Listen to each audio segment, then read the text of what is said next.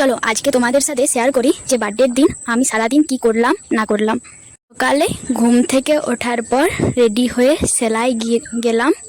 সেলাই গিয়ে আমার জন্য সারপ্রাইজ সবাই রেডি করে রেখেছিল, কেক ওখানেই বার্থডে সেলিব্রেশন হলো।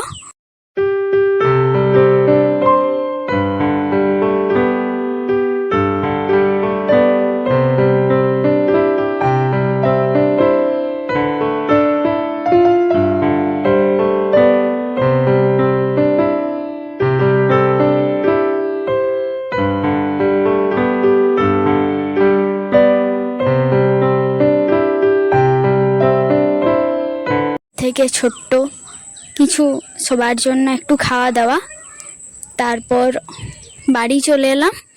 বাড়ি আসার পর সন্ধ্যার দিকে ভাই আর আমি মিলে বেরিয়েছিলাম একটু ঘুরতে।